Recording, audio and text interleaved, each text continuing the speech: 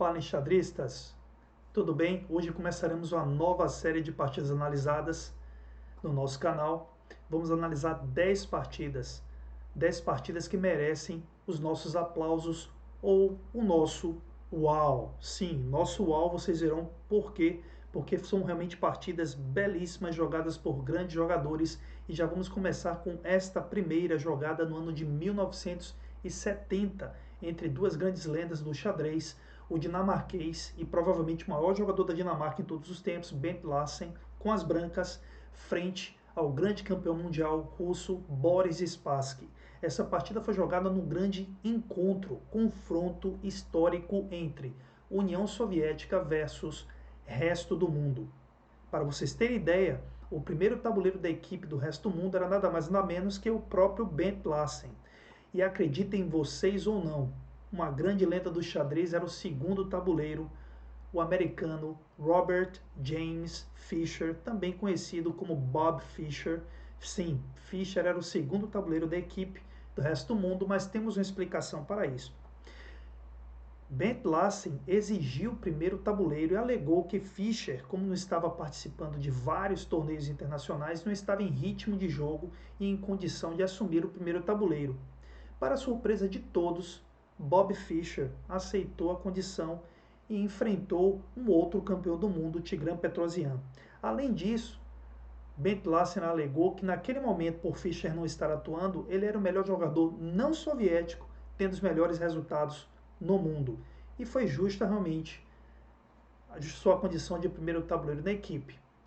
Vamos aqui acompanhar uma partida que, infelizmente para o Larsen, ele sofreu uma derrota muito feia para o grande Boris Spassky. Vamos ver como Boris Spassky vai jogar uma partida belíssima de ataque e vencer rapidamente o seu adversário dinamarquês. Vamos ver a partida. A partida seguiu com B3, Bent Larsen jogando o ataque Larsen, Ninzovic. Temos aqui o B3, onde tem a ideia de B3 é justamente seguir com o lance bispo em B2. As brancas vão desenvolver o bispo em B2 e ocupar a diagonal A1, H8, tentando manter pressão com este bispo durante a partida. Temos E5, bispo em B2, cavalo C6, C4, cavalo F6, cavalo F3, E4, cavalo D4, bispo em C5, cavalo captura C6, D captura C6, E3, bispo em F5, dama C2. Além de dama C2, uma outra opção poderia ser bispo em E2, com a ideia de roque pequeno, mas aqui Bent Larsen optou por dama C2, temos dama E7. Vamos ver um pouco da posição. Observem que as pretas, nesta posição, não apresentam problemas, elas têm um excelente desenvolvimento de suas peças e já guardam a possibilidade tanto de roque pequeno como de roque grande na posição. No caso das brancas, observe um atraso ainda na ala da dama com a torre em A1, cavalo em B1, e aqui também na ala do rei não temos desenvolvimento com o bispo em F1 e a torre em H1. Bent Larsen fez uma escolha em termos de abertura que parece não ter sido a mais adequada para enfrentar um grande jogador de ataque como Boris Spassky. Vamos seguir com a partida. Temos aqui bispo em A2, roque grande, F4. Obviamente, após F4, toma F3. En passant não funciona devido a dama captura bispo com cheque para as brancas, ganhando uma peça limpa. Obviamente, Spassky não jogaria após F4 esta captura. E neste momento, ele vai começar a dar início à sua sequência de ataque. Nesta situação, ele jogou com o cavalo na casa G4. Este movimento permite que a dama que está em E7 possa chegar à casa H4, atacando o rei que está em E1 nesta posição. Notem que a passagem de dama para H4 pode ser realmente incômoda para Bent Larsen, que neste caso jogou com G3, quebrando esta possibilidade de seu adversário. Dentro dessa posição, vocês poderiam pensar no lance bispo captura G4, mas após bispo captura G4, teremos alguns probleminhas aqui na posição. Por exemplo, o surgimento de uma casa importante para a torre de D8 das pretas. A casa D3 poderia ser ocupada por esta torre e logo depois poderíamos ter a manobra torre de H, D8 com torres dobradas na coluna D. Ao mesmo tempo, teríamos a continuação dama H4 cheque, e se G3 teremos dama captura G4. Notem que após dama captura G4, dentro desta posição, as pretas conseguem atacar as casas brancas de seu adversário, casas como F3 e possivelmente G2 na posição. Claramente aqui, Bent Larsen obviamente não jogou o bispo captura G4, jogou G3, evitando dama H4, e neste momento Spassky segue com um forte movimento H5. H5 tem como ideia H4 e a abertura da coluna H com H capturando G3.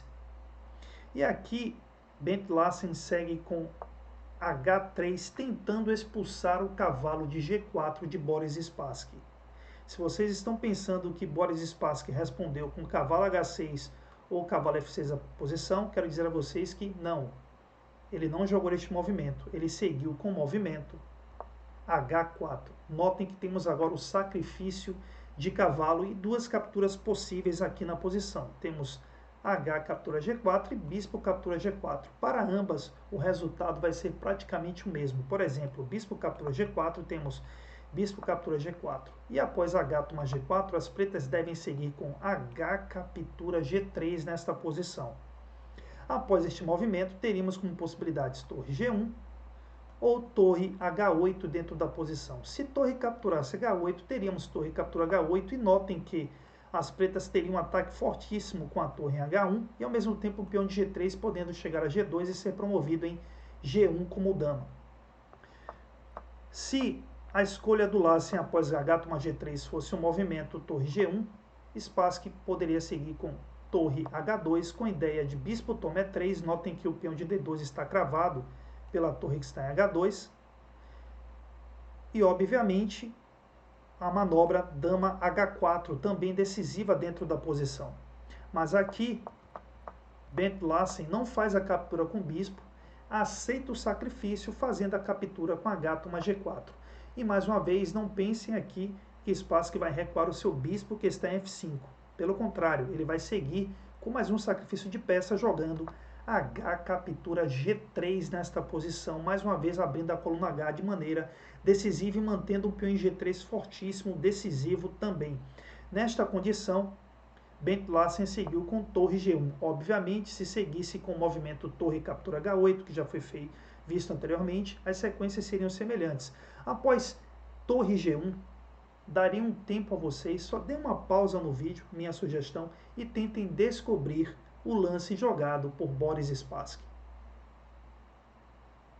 Bom, se vocês pensaram no movimento torre H1, parabéns, um lance belíssimo. Esta partida é considerada uma das mais belas da história do xadrez. Após torre H1, notem que se temos aqui o movimento jogado, obviamente, forçado por Bent Larsen, torre captura H1, teremos G2. E após G2 temos torre em F1. E vocês podem estar se perguntando, por que não torre em G1 bloqueando o peão? Notem que a casa H4 está à disposição da dama preta. Então teremos dama H4 cheque. E após rei D1, por exemplo, teríamos o movimento dama H1 decisivo nesta posição. Então, após o movimento G2, temos torre F1 imediato jogado por Bent Larsen. E se vocês pensaram que Spassky capturou a torre neste momento, não, ele não vai jogar neste momento esse movimento, ele seguiu com um lance muito mais forte, dama H4 cheque. E após dama H4 temos rei D1 e, obviamente, após rei D1, Spassky seguiu com G captura F1 cheque igual a dama. Bispo não vai capturar neste momento porque o nosso amigo, o nosso grande mestre de altíssimo nível, Bent Larsen, resolveu abandonar a partida. Obviamente, se temos na posição bispo captura F1, seguiríamos aqui com bispo captura G4, e se, por exemplo, rei C1, teríamos dama E1 cheque, se dama D1, dama captura D1 mate. Teríamos também a variante, após bispo G4 cheque, se bispo em E2, teríamos dama H1 cheque mate para Boris Spassky. Partida belíssima, não é mesmo? Primeira vez que analisei essa partida, era apenas um adolescente e fiquei bastante impressionado com a capacidade de ataque de Boris Spassky. Para muitos, Boris Spassky é um dos grandes campeões, um dos maiores campeões da história, entre os campeões do mundo, e poderia ter seguido mais adiante, segundo alguns especialistas, se ele tivesse uma vontade a mais para estudar xadrez. Mas independente de qualquer coisa, ele sem sombra de dúvidas contribui muito com muitas partidas belíssimas no mundo do xadrez. Espero que vocês tenham gostado da partida. Se vocês já conheciam, puderam rever a partida mais uma vez. Se não a conheciam, já estão conhecendo a partida famosa e uma das maiores da história do xadrez.